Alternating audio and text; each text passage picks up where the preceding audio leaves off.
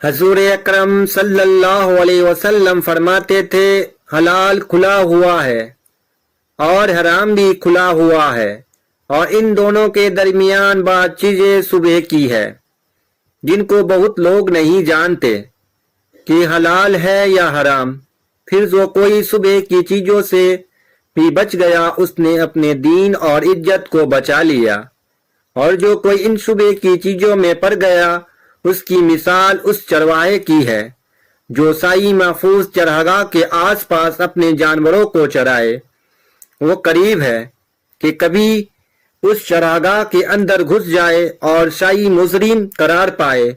سن لو، ہر بادشاہ کی ایک چراگاہ ہوتی ہے۔ اللہ کی چراگاہ اس زمین پر حرام چیزیں ہیں، بس ان سے بچو۔ اور سن لو، بدن میں ایک گوشت کا ٹکڑا ہے، جو وہ درست ہو گیا سارا بدن درست ہو گیا، اور جہاں بگڑ گیا سارا بدن بگڑ گیا۔ سن لو، وہ ٹکڑا آدمی کا دل ہے۔ صحیح بخاری حدیث نمبر 52۔ عبد القیس کا وفد جب حضرت صلی اللہ علیہ وسلم کے پاس آیا تو آپ نے پوچھا کہ یہ کون سی قوم کے لوگ ہیں یا یہ وفد کہاں کا ہے؟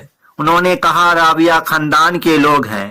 آپ صلی اللہ علیہ وسلم نے فرمایا مرحبا اس قوم کو یا اس وفد کو، نہ ذلیل ہونے والے نہ شرمندہ ہونے والے، یعنی ان کا آنا بہت خوب ہے۔ وہ کہنے لگے اے اللہ کے رسول صلی اللہ علیہ وسلم، ہم آپ کے خدمت میں صرف ان حرمت والے مہینے میں آ سکتے ہیں کیونکہ ہمارے اور آپ کے درمیان مضر کے کافروں کا قبیلہ آباد ہے۔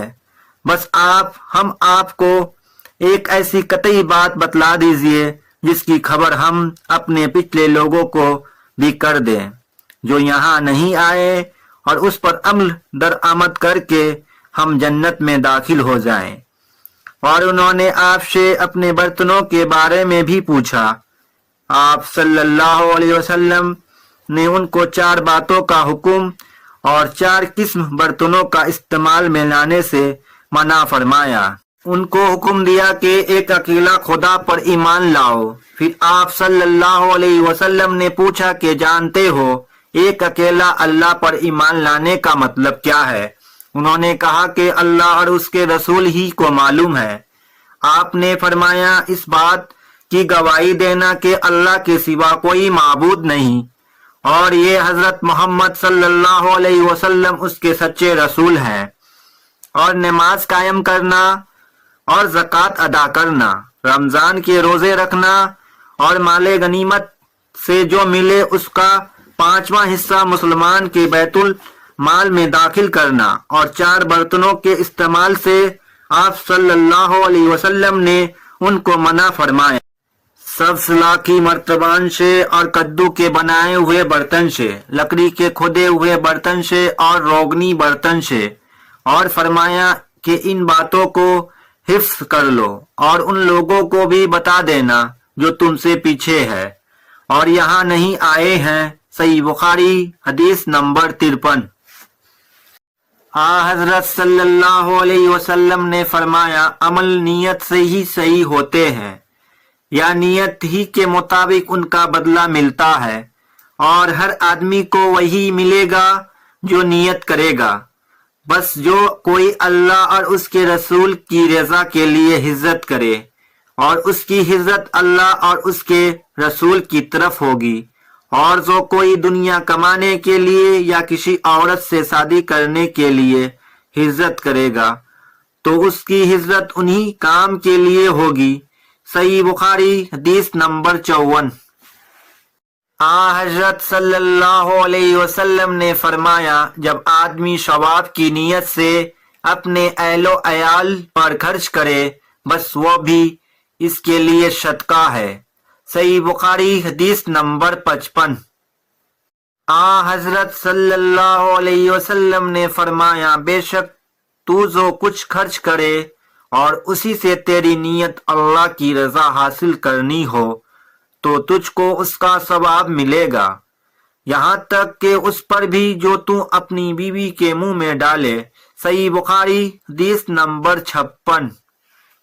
جریر بن عبداللہ رضی اللہ تعالی عنہ نے کہا، حضرت صلی اللہ علیہ وسلم سے میں نے نماز قائم کرنے اور زکوٰۃ ادا کرنے اور ہر مسلمان خیر خواہی کرنے پر بیعت کی۔ صحیح بخاری حدیث نمبر 57۔ جس دن مغیرہ بن شعبہ حاکم گفا کا انتقال ہوا، جریر بن عبداللہ رضی اللہ تعالی عنہ خطبے کے لیے کھڑے ہوئے اور اللہ کی تعریف اور خوبی بیان کی اور کہا، تم کو اکیلے اللہ کا ڈر رکھنا چاہیے، اس کا کوئی شریک نہیں، اور تحمل اور اطمینان سے رہنا چاہیے اس وقت تک کہ کوئی دوسرا حاکم تمہارے اوپر آئے، اور وہ بھی آنے والا ہے۔ پھر فرمایا کہ اپنے مرنے والے حاکم کے لیے دعائے مغفرت کرو، کیونکہ وہ مغیرہ بھی معافی کو پسند کرتا تھا۔ کہا کہ اس کے بعد تم کو معلوم ہونا چاہیے کہ میں ایک دفعہ حضرت صلی اللہ علیہ وسلم کے پاس آیا اور میں نے عرض کیا کہ میں آپ سے اسلام پر بیعت کرتا ہوں۔ آپ نے مجھ سے ہر مسلمان کی خیر خواہی کے لیے شرط کی، بس میں نے اس شرط پر آپ سے بیعت کر لی، بس اس مسجد کے رب کی قسم میں تمہارے خیر خواہ ہوں۔ پھر استغفار کیا اور ممبر سے اتر آئے۔ صحیح بخاری حدیث نمبر 58۔ ایک بار حضرت صلی اللہ علیہ وسلم لوگوں میں بیٹھے ہوئے ان سے باتیں کر رہے تھے، اتنے میں ایک دیہاتی آپ کے پاس آیا اور پوچھنے لگا کہ قیامت کب آئے گی۔ آپ صلی اللہ علیہ وسلم اپنی گفتگو میں مصروف رہے۔ بعض لوگ جو مجلس میں تھے کہنے لگے، آپ صلی اللہ علیہ وسلم دیہاتی کی بات سنی لیکن پسند نہیں کی، اور بعض کہنے لگے، نہیں بلکہ آپ نے اس کی بات سن ہی نہیں۔ جب آپ اپنی باتیں پوری کر چکے تو میں سمجھتا ہوں کہ آپ صلی اللہ علیہ وسلم نے یوں فرمایا، وہ قیامت کے بارے میں پوچھنے والا کہاں گیا؟ اس دیہاتی نے کہا، حضور میں موجود ہوں۔ آپ نے فرمایا کہ جب امانت اور ایمانداری دنیا سے اٹھ جائے تو قیامت قائم ہونے کا انتظار کر۔ اس نے کہا، ایمانداری اٹھنے کا کیا مطلب ہے؟ آپ صلی اللہ علیہ وسلم نے فرمایا کہ جب حکومت کے کاروبار نالائق لوگ کو سونپ دیے جائے تو قیامت کا انتظار کر۔ صحیح بخاری حدیث نمبر 59۔ عبداللہ بن عمر نے کہا، ایک سفر میں جو ہم نے کیا تھا، حضرت صلی اللہ علیہ وسلم ہم سے پیچھے رہ گئے، اور آپ صلی اللہ علیہ وسلم ہم اس وقت ملے جب عصر کی نماز کا وقت آن پہنچا تھا۔ ہم جلدی جلدی وضو کر رہے تھے، بس پاؤں کی خوب دھونے کے بدل ہم یوں ہی صد ہو رہے تھے۔ یہ حال دیکھ کر آپ صلی اللہ علیہ وسلم نے بلند آواز سے پکارا، دیکھو اینڑیوں کی خرابی دوزخ سے ہونے والی ہے۔ 2 یا 3 بار آپ صلی اللہ علیہ وسلم نے یہی بلند آواز سے فرمایا۔ صحیح بخاری حدیث نمبر 60۔